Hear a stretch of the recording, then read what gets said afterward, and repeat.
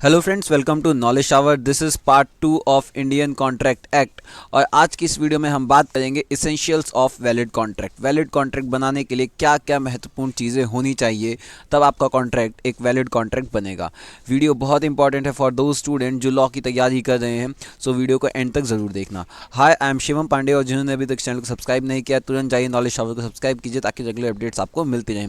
एक important information मैं आपको देना चाहूँगा कि हमने ऑनलाइन लेक्चर स्टार्ट कर दिए हैं, online crash course for DULLB and CLAT के लिए। DULLB का रिजल्ट हमारा 100% रहता है और क्लैट का रिजल्ट हमारा 80% रहता है।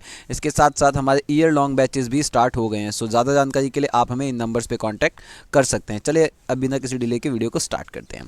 पहला, इसेंशियल्स ऑफ वैलिड कॉन्ट्रैक्ट। एक वैलिड कॉन्ट्रैक्ट बनाने के लिए क्या क्या इसेंशियल्स हैं।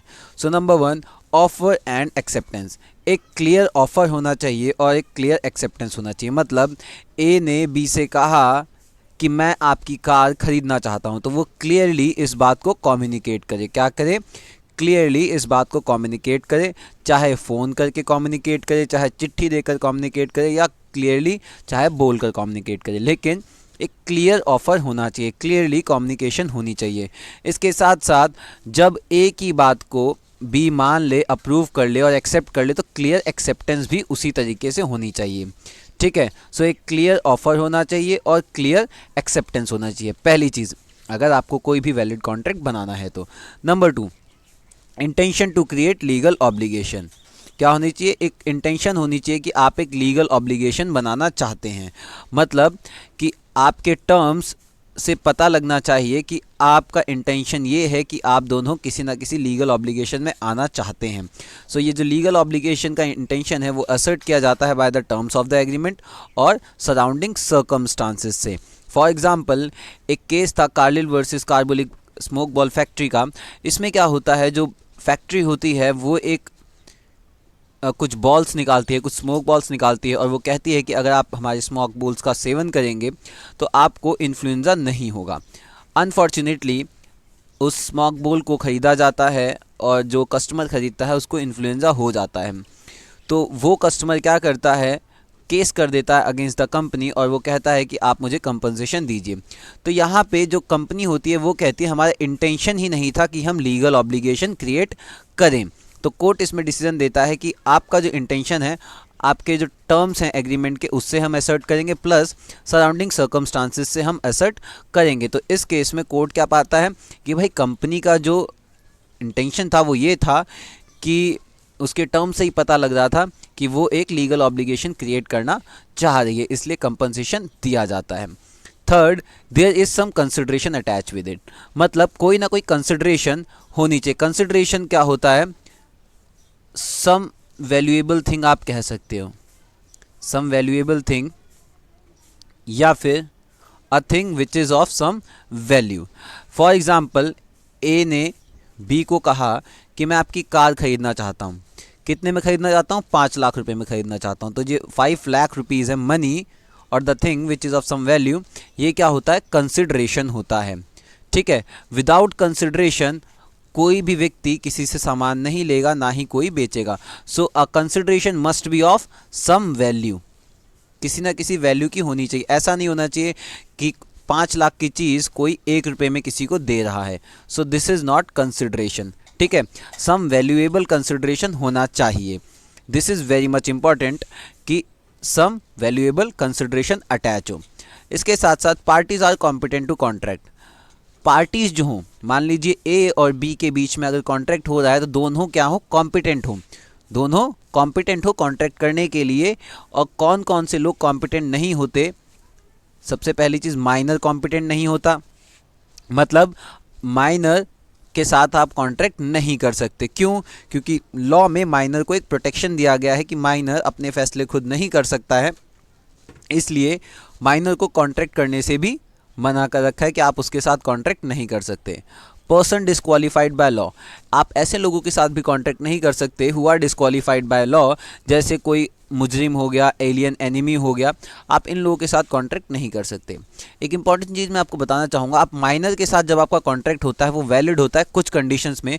जैसे आप उसको नेसेसिटी सर्विस अगर प्रोवाइड करते हैं, नेसेसिटी सर्विस अगर आप उसको प्रोवाइड कर रहे हैं, तो उस केस में आपका जो कॉन्ट्रैक्ट होगा माइनर के साथ वो क्या होगा, वैलिड होगा। जैसे किसी माइनर को चोट लग गई, ठीक है, और आप उसको कहाँ ले गए, हॉस्पिटल में ले गए, और आपका कुछ खर्चा लगा है, आपने कुछ पैसे खर्च किए हैं, तो उस केस में जो आपने पैसे खर्च किए होंगे वो आप माइनर के गार्जियन से या उसकी प्रॉपर्टी से या उसके पेरेंट से ले सकते हैं। सो इस टाइप के कॉन्ट्रैक्ट वैलिड होते हैं जब आप नेसेसिटी सर्विस उसको प्रोवाइड करते हैं, अन्यथा minor are not competent to contract. Competency मतलब ऐसे कौन से लोग जिनके साथ आप कॉन्ट्रैक्ट कर सकते हैं।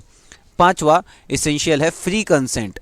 फ्री कंसेंट मतलब जिसके साथ आप कॉन्ट्रैक्ट कर रहे हैं वो फ्री कंसेंट दे। मतलब मान लीजिए ए ने बी के साथ कोई कॉन्ट्रैक्ट किया और ए ने कहा मैं आपकी गाड़ी खरीदना चाहता हूँ 5 लाख की, तो यहाँ पर बी का मन भी होना चाहिए बेचने का, और बी ने फ्री कंसेंट दिया हो कि हाँ ठीक है मैं आपको अपनी गाड़ी बेच दूँ। ऐसा नहीं होना चाहिए कि ए जो है बंदूक लेकर इसको धमका रहा है बी को कि अगर तुम नहीं दोगे तो मैं तुम्हें गोली मार दूंगा। सो this is not free consent. So free consent होना चाहिए। तो कंसेंट जो है वो फ्री होना चाहिए किससे, कोर्शन से। मतलब कोई कोर्शन नहीं होना चाहिए। कोर्शन मतलब थ्रेट करना, थ्रेट करना, थ्रेट करना कि अगर तुम ये काम नहीं करोगे तो ये कर दिया जाएगा। सो थ्रेट करना। फॉर एग्जांपल एक केस था कि ए हस्बैंड जो था, हस्बैंड उसने अपनी वाइफ से कहा कि अगर आप ये प्रॉपर्टी, ये पीस ऑफ लैंड एक्स जो है वो मेरे नाम नहीं करोगे तो मैं सुसाइड कर लूँगा। सो इसमें इसने क्या दिया, थ्रेट दिया, threat to commit suicide. So this is coercion, ठीक है। सो ये जो होगा कॉन्ट्रैक्ट ये फ्री कंसेंट के साथ नहीं हुआ है। उसके बाद अनड्यू इन्फ्लुएंस भी नहीं होना चाहिए। कब कब आपका कॉन्ट्रैक्ट फ्री कंसेंट के साथ नहीं होगा वो बताया गया है कि कोर्शन में आपका कॉन्ट्रैक्ट फ्री कंसेंट के साथ नहीं हुआ। अनड्यू इन्फ्लुएंस, अनड्यू इन्फ्लुएंस में क्या होता है, मान लीजिए फादर एंड सन जो है वो क्या है, फिड्यूशरी रिलेशनशिप में है, फिड्यूशरी रिलेशनशिप में है फादर एंड सन। तो इस केस में क्या होगा, फादर ने प्रेशर किया कि आप ये ज़मीन का टुकड़ा एक्स जो है वो मेरे नाम कर दो, तो उस दबाव में फादर के नाम पे सन ने वो ज़मीन का टुकड़ा कर दिया। तो इस केस में क्या हुआ, अनड्यू इन्फ्लुएंस बनाया। अब मान लीजिए कोई स्पिरिचुअल गुरु हैं, उन्होंने अपने फॉलोअर को कहा कि आप अपनी पूरी प्रॉपर्टी मेरे नाम ट्रांसफ़र कर दो। तो फॉलोअर ने अपनी पूरी प्रॉपर्टी गुरु के नाम ट्रांसफ़र कर दी। क्यों, अनड्यू इन्फ्लुएंस, क्योंकि गुरु का एक अनड्यू इन्फ्लुएंस था किसके ऊपर, फॉलोअर के ऊपर। और इसमें क्या होगा, ये जो कॉन्ट्रैक्ट है ये फ्री कंसेंट के साथ नहीं है, ठीक है। अगली चीज़ फ्रॉड, फ्रॉड के साथ भी नहीं होना चाहिए। अगर फ्रॉड के थ्रू कोई कॉन्ट्रैक्ट हुआ है तो वो भी फ्री कंसेंट के साथ नहीं है। मिस रिप्रेजेंटेशन एंड मिस्टेक अगर हुआ है तो भी फ्री कॉन्ट्रैक्ट नहीं है। मिस्टेक का मतलब क्या है, मान लीजिए ए और बी कॉन्ट्रैक्ट करते हैं, ए एंड बी कॉन्ट्रैक्ट के लिए आते हैं और ए के पास 2 गाड़ियाँ हैं, एक ब्लैक कलर की गाड़ी है, एक रेड कलर की गाड़ी है। ए का इंटेंशन है वो रेड कलर की गाड़ी खरीदना चाहता है और वो बी को कहता है कि मैं तुम्हारी गाड़ी 5 लाख की खरीदना चाहता हूँ। अब यहाँ पर ए का इंटेंशन क्या है, वो तो रेड गाड़ी खरीदना चाहता है, लेकिन उसने स्पेसिफिकली बोला नहीं है। उसने कहा मैं तुम्हारी गाड़ी 5 लाख में खरीदना चाहता हूँ। बी कहता है ठीक है मैं अपनी गाड़ी आपको 5 लाख में बेच दूंगा, लेकिन बी ये सोचता है कि ये 5 लाख रेट जो है उसकी कौन सी गाड़ी के लिए है, ब्लैक वाली गाड़ी के लिए है। तो बी क्या कहता है, ठीक है मैं अपनी गाड़ी बेच दूंगा। लेकिन यहाँ पर क्या हुआ, ये रेड गाड़ी की बात कर रहा था और ये ब्लैक गाड़ी की बात कर रहा था। तो यहाँ पे क्या हुआ, यहाँ पे दोनों अलग अलग चीज़ों की बात कर रहे थे। तो क्या हुआ, ये क्या है, mistake. This is mistake of fact. Mistake of fact मतलब ये रेड गाड़ी की बात कर रहा था, ये ब्लैक गाड़ी की बात कर रहा था। तो ऐसे कॉन्ट्रैक्ट क्या होते हैं, वॉइड। क्या होते हैं, वॉइड। मतलब ये कॉन्ट्रैक्ट में कंक्लूड नहीं होते और ये फ्री कंसेंट नहीं होता, ठीक है। सो किसी भी कॉन्ट्रैक्ट को बनाने के लिए क्या होना चाहिए, consensus, consensus ad idem, consensus ad idem. और इसका मतलब होता है meeting of mind. Meeting of mind मतलब क्या है, मीटिंग ऑफ माइंड का मतलब क्या है कि जिस बारे में ए बात कर रहा है अगर उसी बारे में बी भी बात कर रहा होगा तभी तो मीटिंग ऑफ माइंड होगा और इसी केस में कॉन्ट्रैक्ट जो है वो कंक्लूड होगा। सो फ्री कंसेंट बहुत ज़रूरी है, ठीक है। अगला लॉफुल ऑब्जेक्ट। लॉफुल ऑब्जेक्ट भी बहुत इंपॉर्टेंट है। अगर आप किसी भी कॉन्ट्रैक्ट को बनाना चाहते हैं तो ये चीज़ बहुत इंपॉर्टेंट है कि ऑब्जेक्ट जो होगा वो लॉफुल होना चाहिए। ऐसा कोई ऑब्जेक्ट ना हो which is forbidden by law और अपोजिट टू पब्लिक पॉलिसी या फ्रॉडुलेंट किया जाए।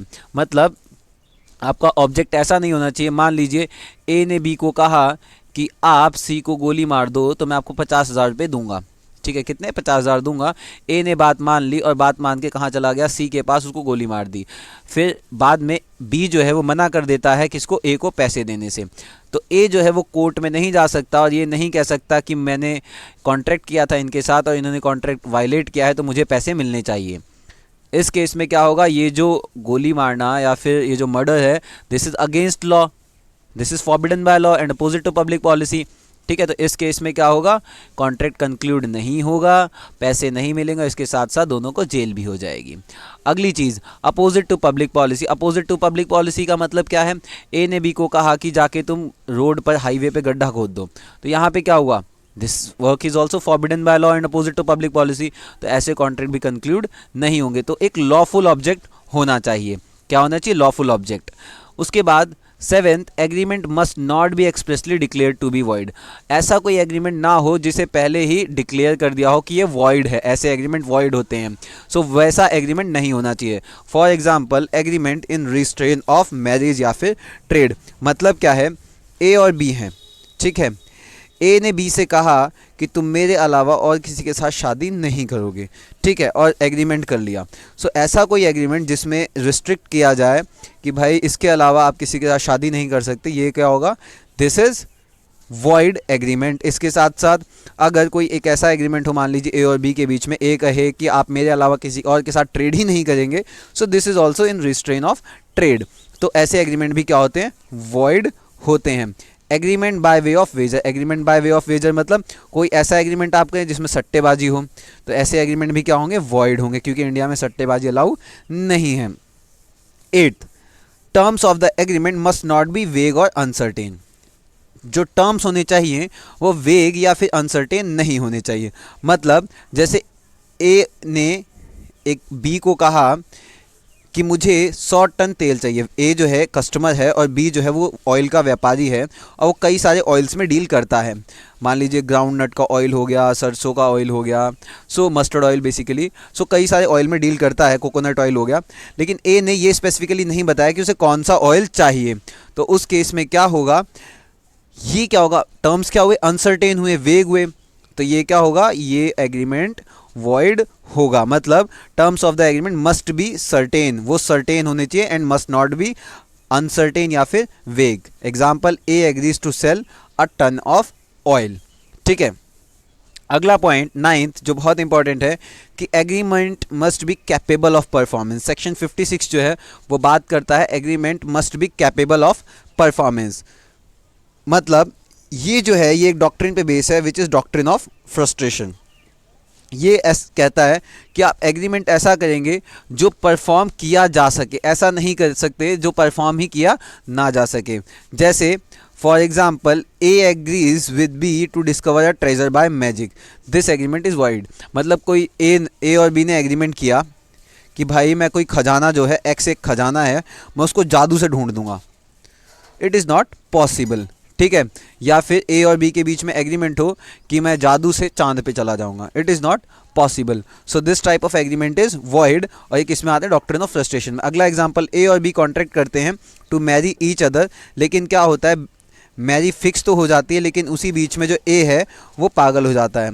तो अब क्या हुआ, एक पार्टी पागल हो गई तो दूसरी party will not be able to marry. So ऐसे एग्रीमेंट क्या होंगे, फ्रस्ट्रेट हो जाएंगे। This is doctrine of frustration and this agreement is not capable of performance, because दो सही लोग जो होंगे, कॉम्पिटेंट होंगे, वही तो मैरिज कर पाएंगे। अगला, a contract to act at a theatre. अब बेसिकली क्या है, ए ने एक थिएटर कंपनी के साथ एग्रीमेंट किया कि मैं 6 महीने आपके साथ काम करूंगा और परफॉर्मेंस करूंगा, लेकिन कुछ परफॉर्मेंस के टाइम में, कुछ स्टेज शोज़ के टाइम में जो ए की है, ए जो आर्टिस्ट है उसकी तबीयत ख़राब हो गई। तो जब उसकी तबीयत ख़राब हो गई, उस दिन क्या हो गया, जो एग्रीमेंट होगा it is not capable of performance. किस दिन, केवल उस दिन जिस दिन उसने काम नहीं किया, और इस केस में उसके अगेंस्ट ब्रीच ऑफ कॉन्ट्रैक्ट नहीं लग सकता। क्यों, क्योंकि कंडीशन ही ऐसी बन गई कि वो परफॉर्म नहीं कर पाया। सो इसमें क्या होगा, डॉक्ट्रिन ऑफ फ्रस्ट्रेशन का केस लगेगा। सो फ्रेंड्स, ये थे इसेंशियल्स ऑफ वैलिड कॉन्ट्रैक्ट। इसमें से आपका कोई भी क्वेश्चन हो तो मुझे तो friends that's all for today. अगर कोई क्वेश्चन हो आपका तो वो मुझसे आप पूछ सकते हैं। इसके साथ साथ मुझे कमेंट भी कर सकते हैं अगर आप कुछ भी पूछना चाहें किसी और लीगल टॉपिक के रिगार्डिंग भी। एंड वीडियो अच्छी लगी हो तो सब्सक्राइब कीजिए, लाइक कीजिए, कमेंट कीजिए और शेयर ज़रूर कीजिए। And stay tuned for the series. Thank you so much.